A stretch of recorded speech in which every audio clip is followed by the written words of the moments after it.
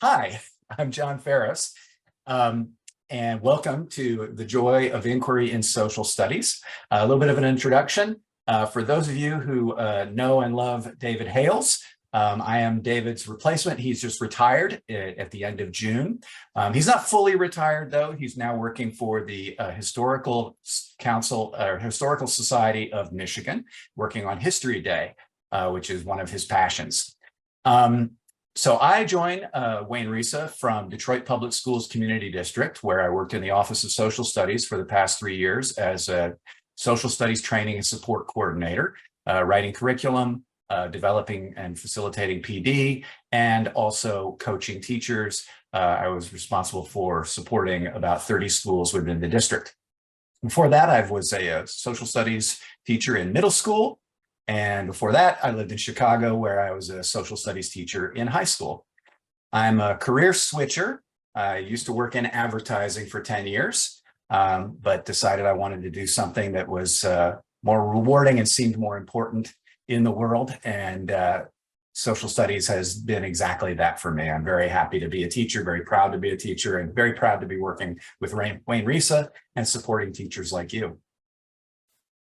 So, if you haven't already, I encourage you to email me and join our listservs. Many of you know that David has maintained a very large listserv for the past several years. He's got about 3,500 teachers on this listserv, and when new and interesting resources that are relevant come in, we share those with teachers on those listservs. We have the listservs divided up into grade bands, so that you don't get bombarded with stuff that is not relevant to you. I know that as a kindergarten teacher, it can be frustrating to get a bunch of AP history stuff in your inbox that is not going to be useful. So I encourage you to email me, and I will say, put me on the listserv, tell me which listserv you want to be in, and I will join you to that list. So quick overview of our community norms for today's session. This is about inquiry, so we really want to engage in humble inquiry. We also want to be intentionally joyful. Our theme today is joy. Sometimes we kind of have to choose to be joyful. We have to choose to set things aside that are bugging us, or that are on our minds or our worries, and we can really choose to try and find something positive. Third, let's stay engaged and remain open-minded. And fourth, center an asset-based perspective. That's one of the challenges I think we as teachers often face, is that we see so many hurdles to doing what it is we want to do, or we see deficits. We see them in ourselves, we see them in our students, we see them in our schools. And so again, a lot of times we have to really choose. Instead of saying, well, my students can't do that, let's think about how can I help my students to do that?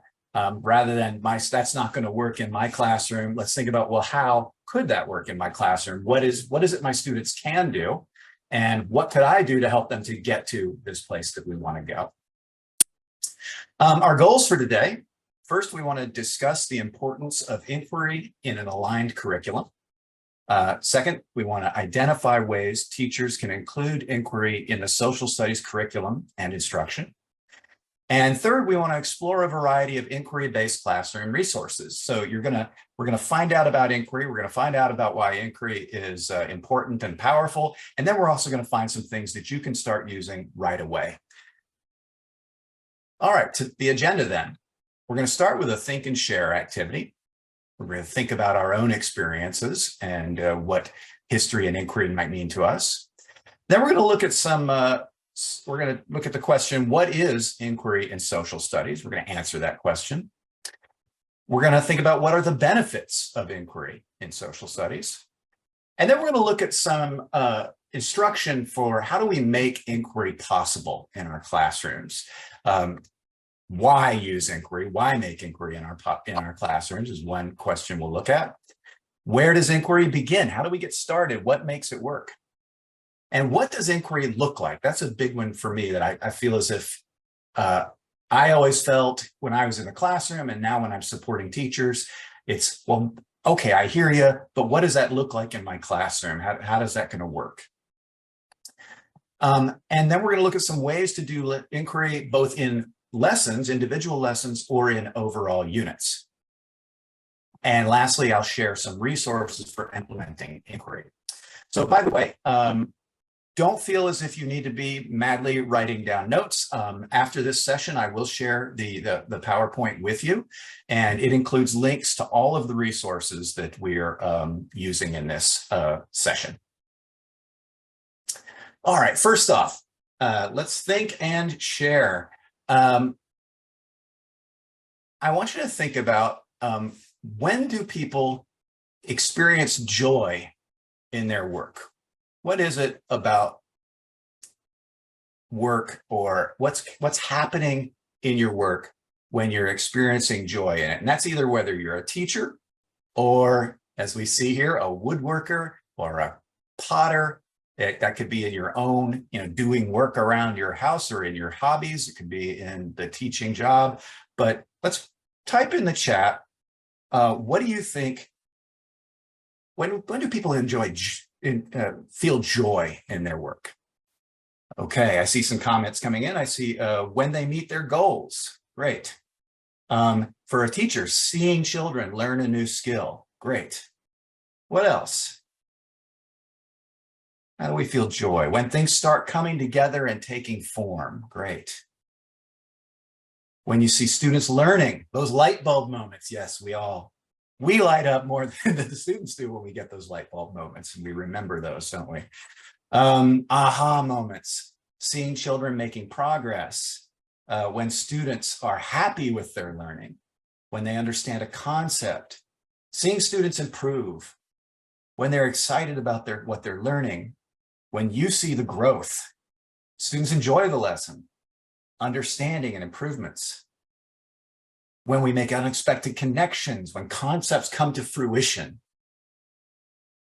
So a lot of what I'm seeing in those comments is when we're feeling effective, when we're feeling like we've got a purpose and our purpose is being met. I also see that those, when we're feeling what those students are feeling, those aha moments, we're excited for our students. So what I'm seeing there is connection, that we're feeling connection to our students. We're feeling like we're meeting our goals, like we're feeling like our work has purpose.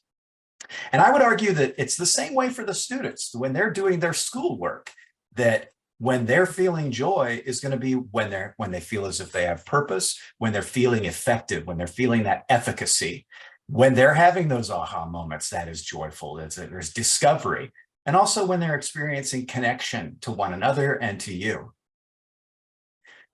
So now let's think about a time when you were a student in social studies, in a social studies class. That could be when you were a kid, when you were a middle schooler, if you were a high schooler, or even in secondary or in post-secondary.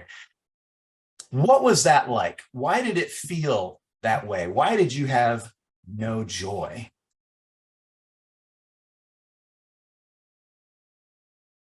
What was joy lacking in a social studies class that you were enrolled in when you were a social studies student?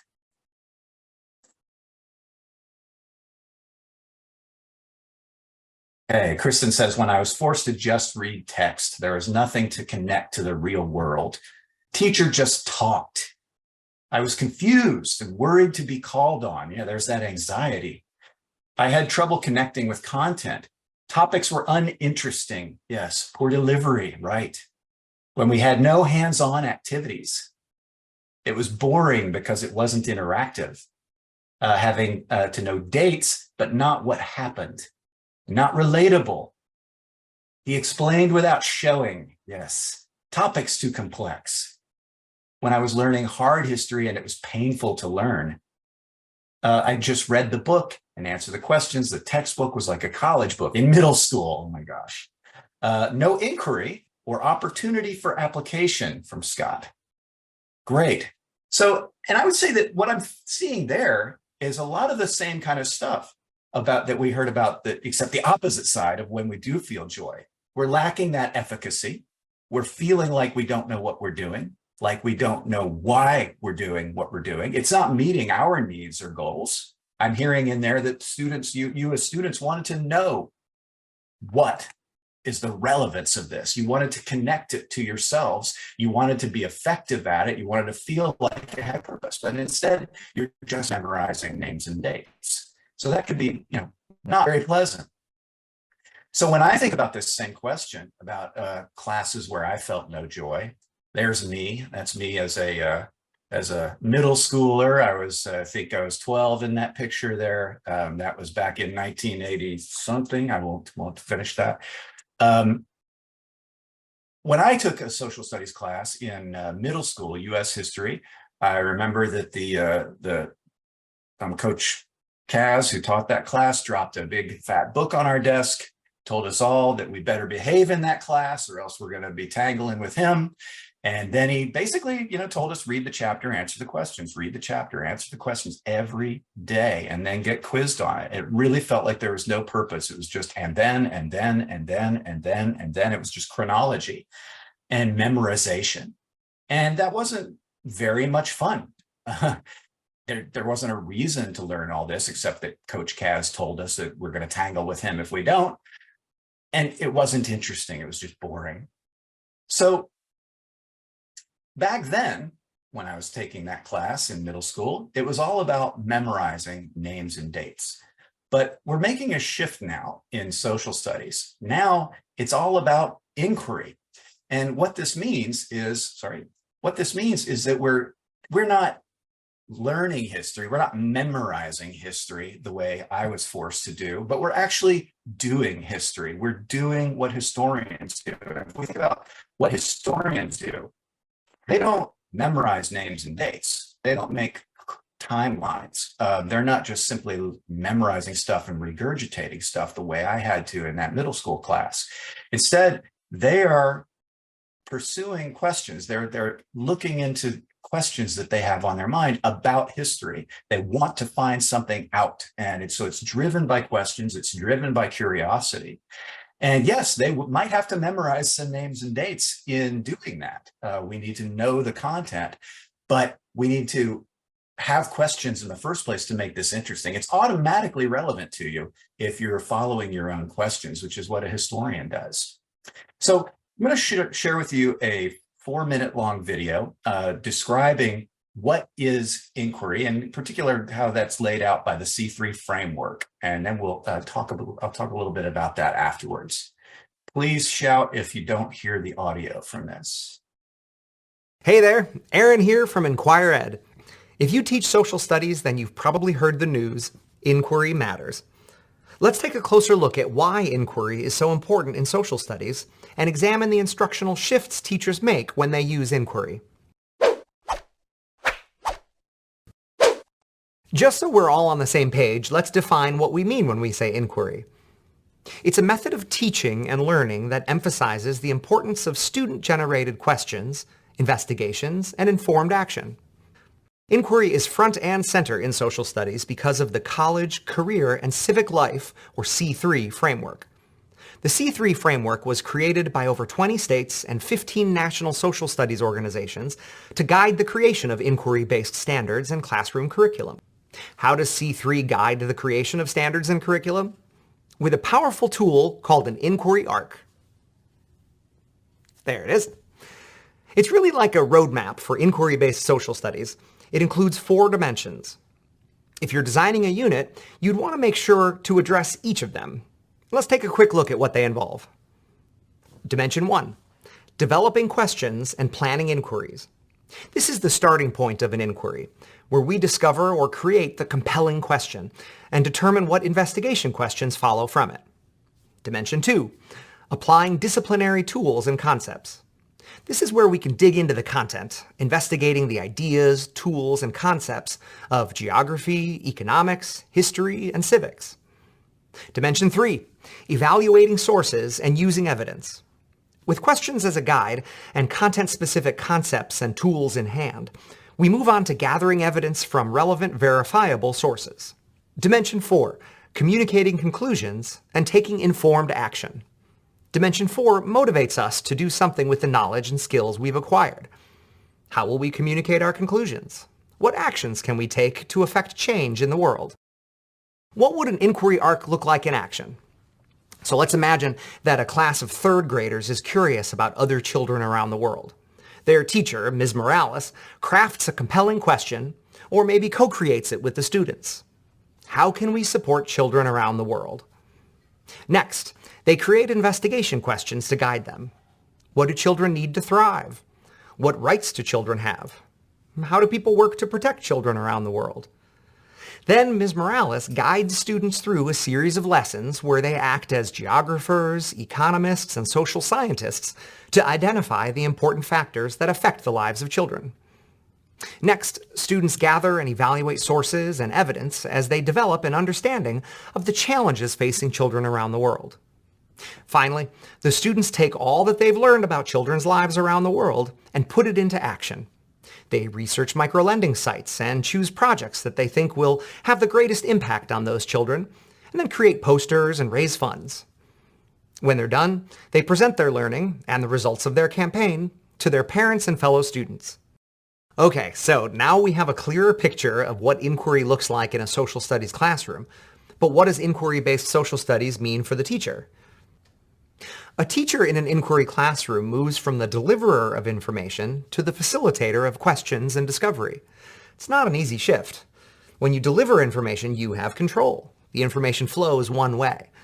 But facilitating questions and discussions and explorations, well, that takes equal doses of planning, structure, and improvisation. Inquiry-based social studies teachers are also focused on building inquiry skills in their students. Skills like critical thinking and questioning, collaboration, and creative problem solving. Content knowledge still matters, but giving students opportunities to apply that knowledge, just like Ms. Morales did, is equally important. There's so much more to learn about inquiry and social studies, so check out the resources below to find out more. What the presenter is describing there is the inquiry arc of the C3 framework, the College, Career, and Civic Life Framework. This has been around for about 10 years now. But still many social studies teachers aren't aware of it or haven't learned how to apply this in their classrooms.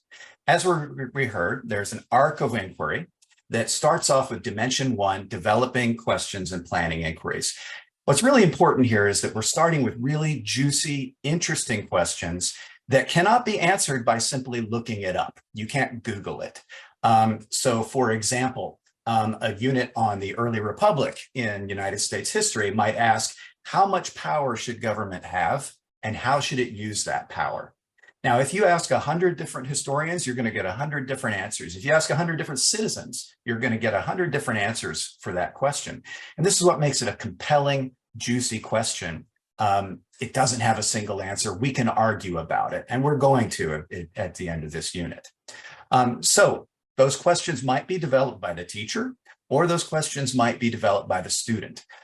It's better if it's developed by the student. I was recently in a classroom. It was a 5th grade classroom, and the teacher was talking about the colonial period, and there was a student who just, he didn't seem to be paying much attention. He was bored.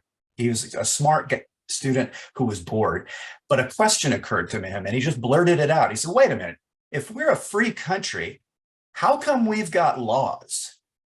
And the teacher was caught short, and she said, well, you got to have laws. And she just wanted to keep on going with her talk.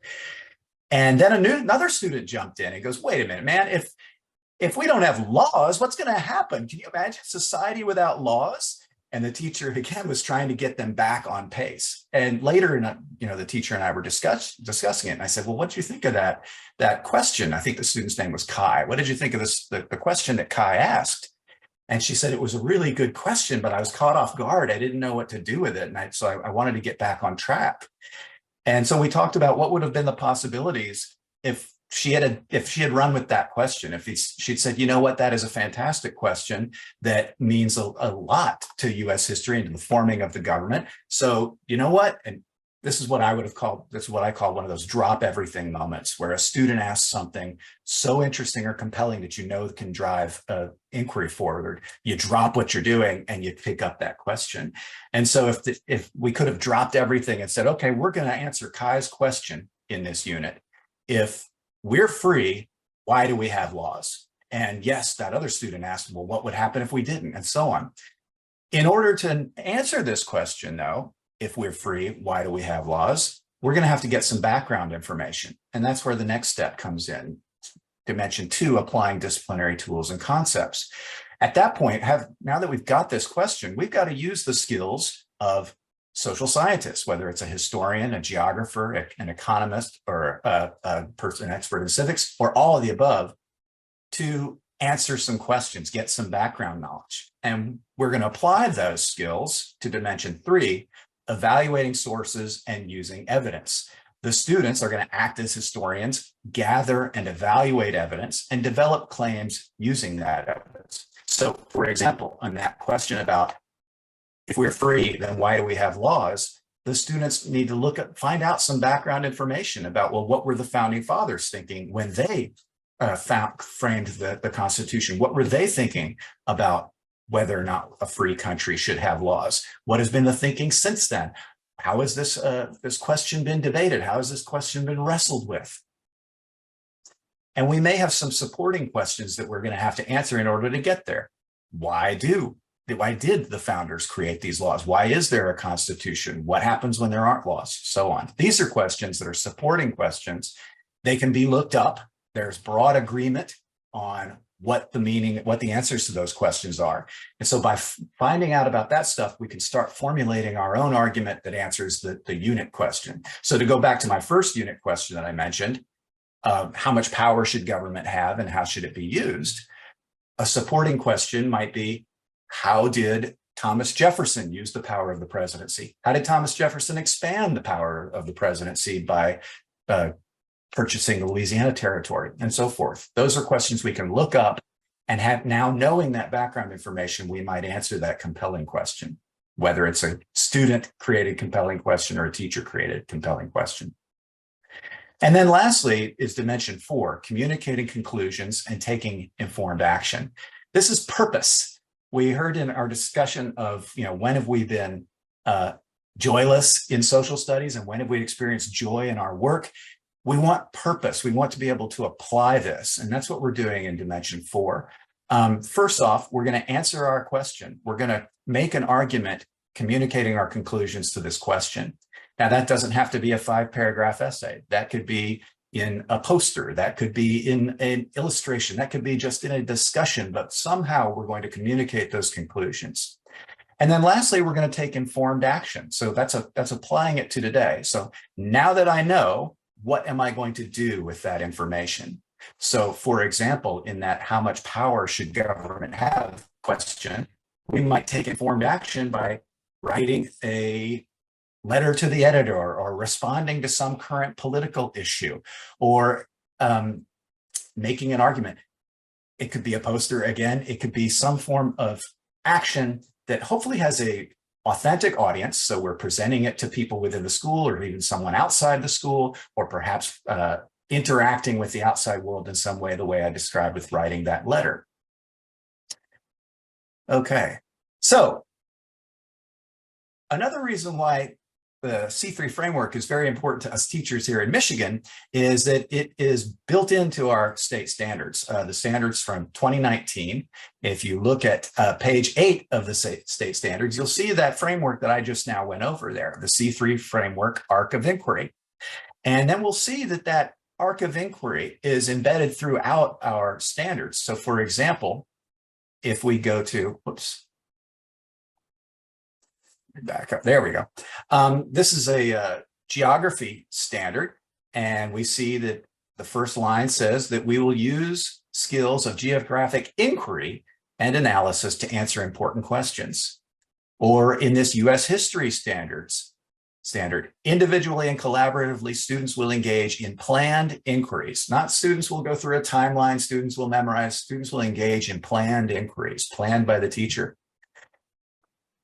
This one as well, individually and collaboratively, students will engage in planned inquiries. You'll see this throughout the social studies standards, that exact phrase, individually and collaboratively, students will engage in planned inquiries.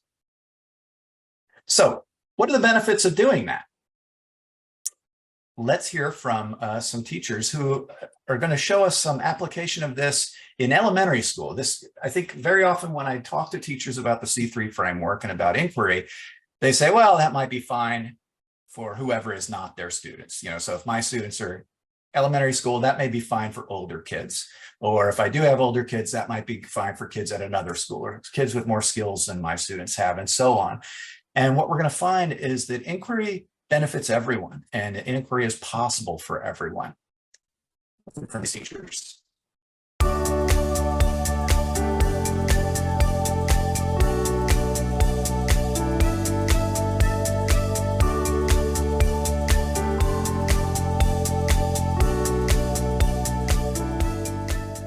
I think one of the greatest benefits with shifting to inquiry is that it engages students, because it takes what they know about the world and has them relate what they know about the world to learning about the different aspects of social studies. So I think it's inherently engaging.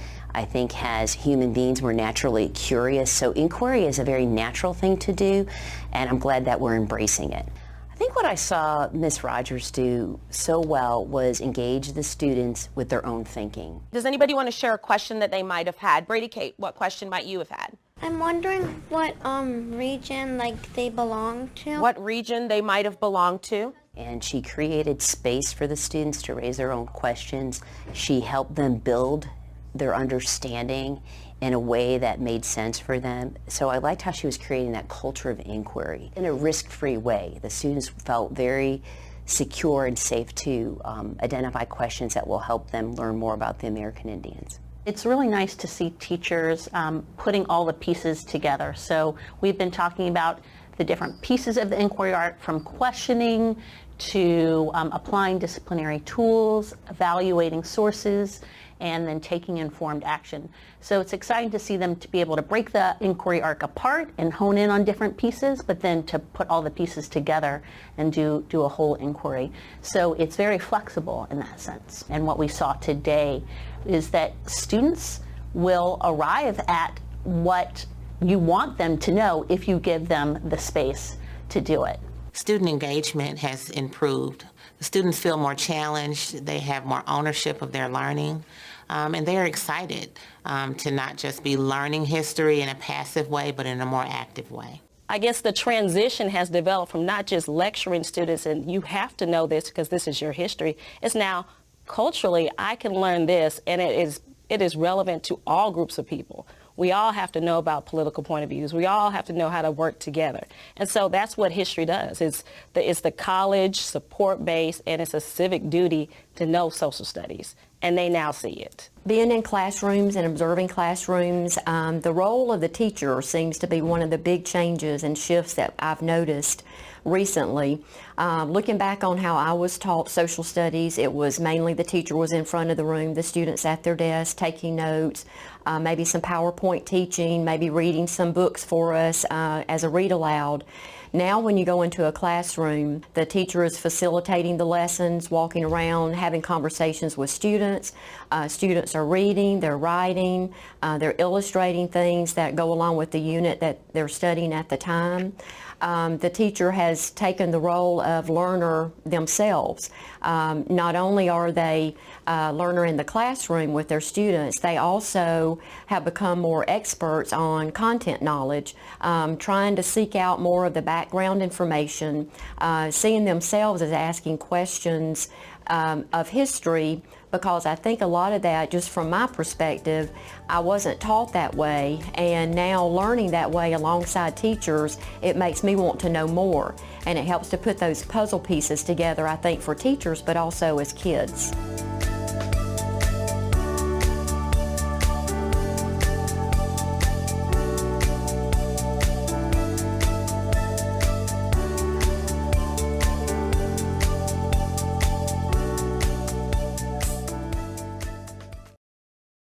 So what we heard there is a lot of things. One is that students have ownership of the learning when they're exploring questions that they want to answer. One of the things I've talked to teachers a lot about is that way that when students go home and their parents ask them, hey, what'd you do in school today? What'd you learn in history today? Or what'd you do in history today? They'll say, nothing. I mean, with my own son, always, nothing. What'd you learn today? Nothing. What are you doing in history class now? I don't know, nothing. And it's kind of like the class is sort of like lunch. You know, each day you go, well, what's for lunch today? What are they serving in the cafeteria today? Oh, that, okay, well then I guess I'll eat that. And they eat it and they forget about it and they go on. There's no continuity, there's no greater purpose.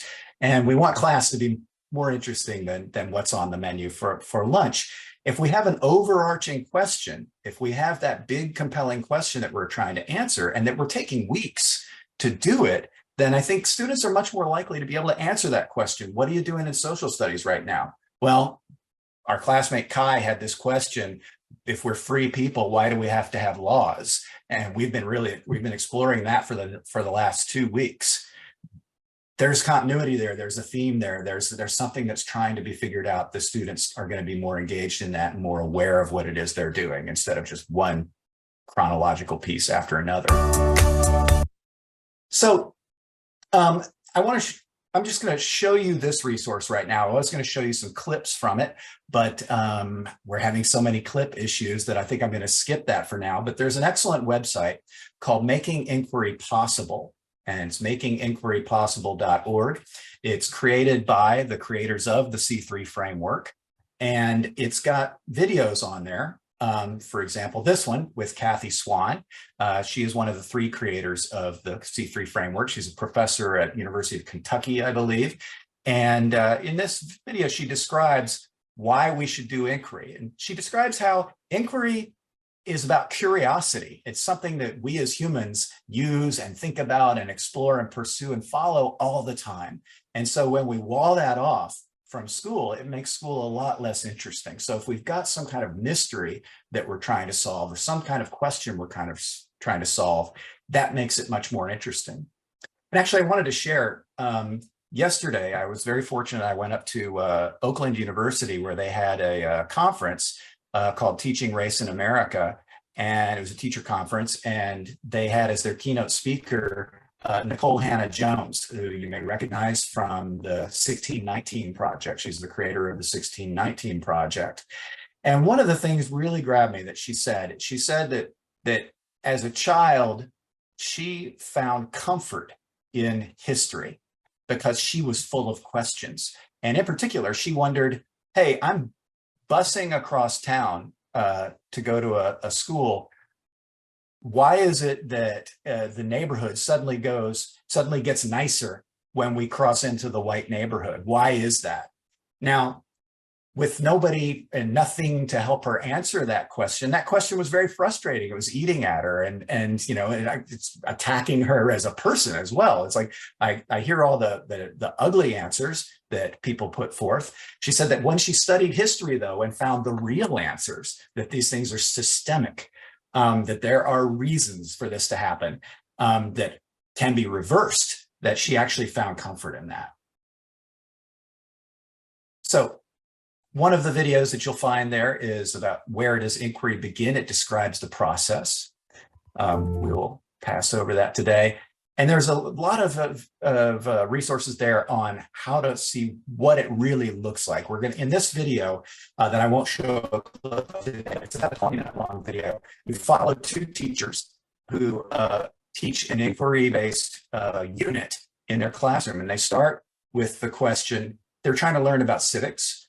In their state, in Kentucky, I believe, there's a civics test that students have to take. And these 2 teachers decided to create an inquiry-based unit around that civics test. And the compelling question that they asked was, will a civics test make you a better citizen? Which is a juicy question. And as soon as you ask that, people start thinking of their own answers and want to express them.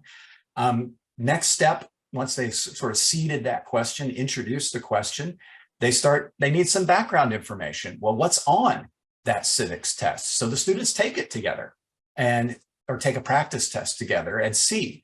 And then they start digging into, well, what's the history of such tests? And what are the reasons for the things that are on that test? And what are the responsibilities of a citizen? How can you be a good citizen? All these other factual questions, this content we want them to have, gets answered because they want to answer it. They're trying to find an answer to that bigger, juicier question that they're eventually going to form their own argument in response to.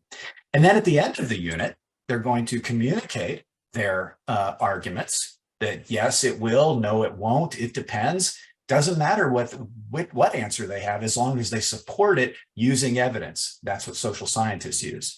And then lastly, they're going to take informed action. So they're going to write a letter to the school board and say, this is why I think that this test isn't going to help, or this is why I think this test is going to help, or a letter to the editor, or create a poster, but they're going to connect it to now and connect it to action. So what are some ways that we can do inquiry every day? The thing that I just described to you is an inquiry-based unit. That's a little bit more challenging to create an inquiry-based unit. It takes some time. You can get some pre-made inquiry-based units that are at that same website, and I'll share that with you in just a second. They've got a collection of fantastic inquiry-based units.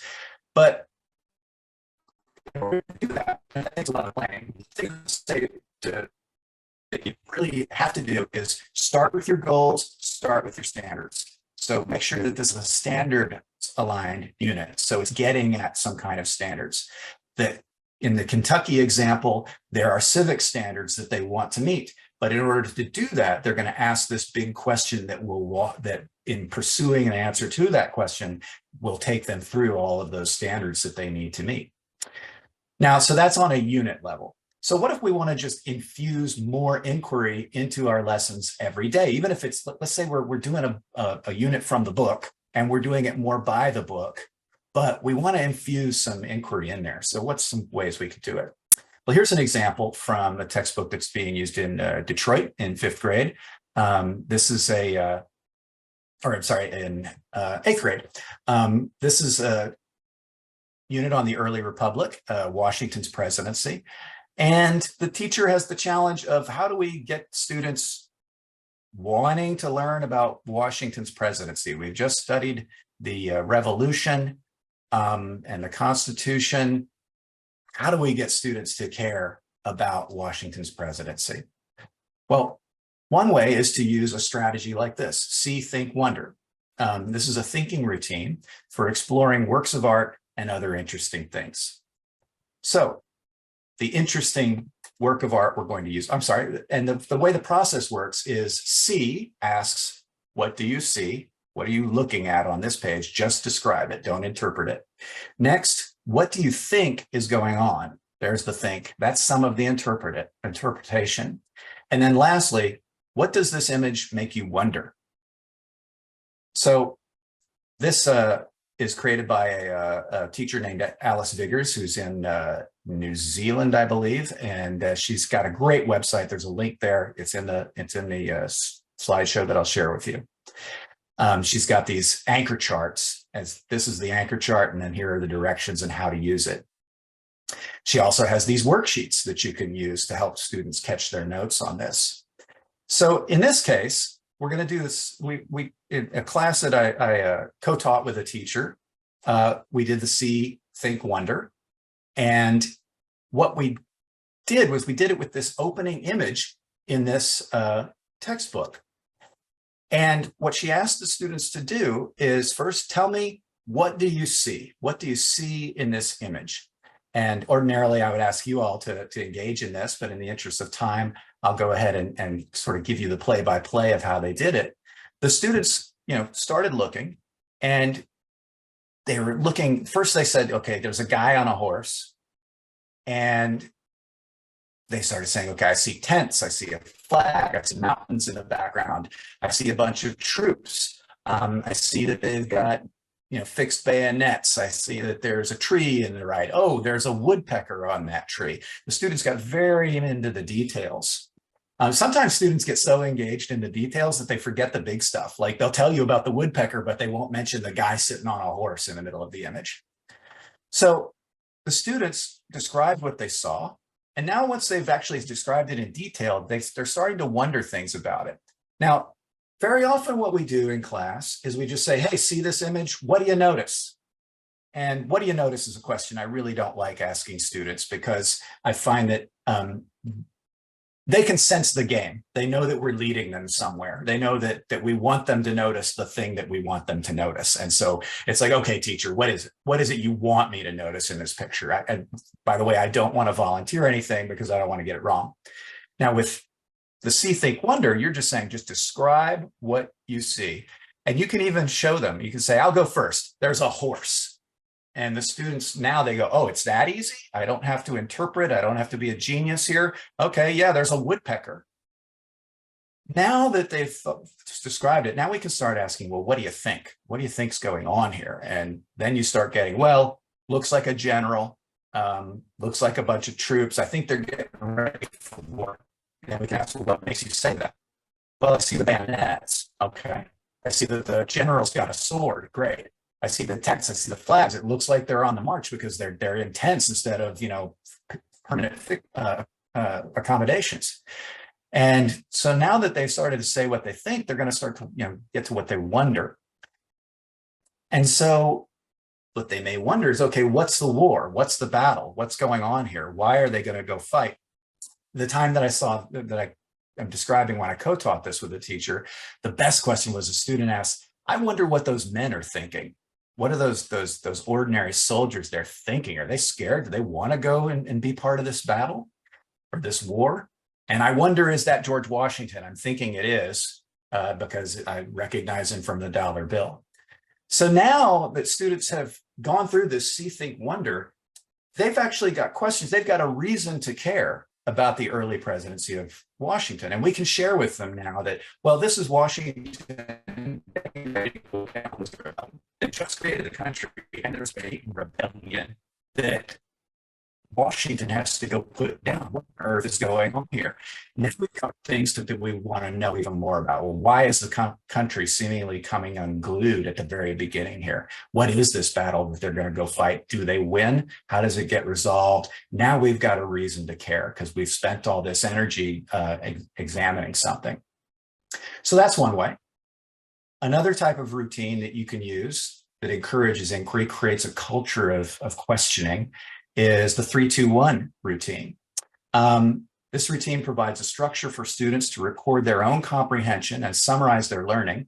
It also gives teachers the opportunity to identify areas that need reteaching, as well as areas of student interest. Now, this strategy, I was going to include a video in here, but we won't look at that. What's really great about it is that it's easy for students to do. When you tell them just take notes, they don't know what they're supposed to take notes on. Tell them to watch a video, they don't know what they're looking for. You say, hey, what did you notice? And again, it's what did you want me to notice? But with 3-2-1, we're asking them, what are 3 things you learned, 2 things you found interesting, and 1 question that you have, 1 question you still have, or this could be a question, any clarification about what we just saw or read, or a question that you have that was spurred by what we just saw or read. The great thing about this is it's very structured. Routines like this, I think they need to be as simple as a card game. When we play Uno with our family at Christmas or a family gathering, it's comfortable because we know exactly what we're supposed to do. It's harder to say, okay, let's all gather together with our cousins that we haven't seen in a year at Christmas and have a conversation. But if we've got the card game to structure it, then things flow more easily. The other thing that's great about 3-2-1 is that 1 at the end, 1 question you have. That's inquiry. That's about questioning always and driving forward with that questioning. This is Ron Richart. He is a researcher with Harvard's Project Zero, which created this idea of visible thinking. And what that means is that if you want to learn how to play basketball, you can watch people play basketball. If you want to learn how to dance, you can watch people dance. But to learn to think, you can't see that. That's not visible. So he creates structures of ways that we can make the thinking visible, lay out the steps in thinking. The fact that I can analyze a document and you can't isn't because I've got some innate ability. There's no steps to doing it are, and you can't see it when I do it. So I need to start an opportunity to make it visible. I really encourage you to look at his work. He wrote the book, Making Thinking Visible. But in this clip, that I won't play again, he describes the one thing that you can do every day to create a more inquiry-based classroom is when students say something, you say, tell me why you say that. What makes you say that? So when the student says, I think they're going to war in that image, you can ask, well, what makes you say that? And that should just become your reflex. Tell me why you said that. A great anecdote that I have, I was observing a 5th grade teacher. He was both history and English. And I got there early and I saw him teaching his ELA class. And he was teaching them about the the prefix un and un. And he was having them read some text. And he told them, find examples of the prefix un being used in this text. And a student raises her hand and says, unclean. He goes, very good. Another student says, unclear, great. Another student says, in the second paragraph, under. And the teacher gets caught off guard and goes, no, and just moves on. And so we talked about it later. I said, well, there. He says, oh my gosh, I just didn't know what to say that. And we talked about, well, what if he'd asked, tell me why you say that? The student could have explained, well, it's got a UN in it, under.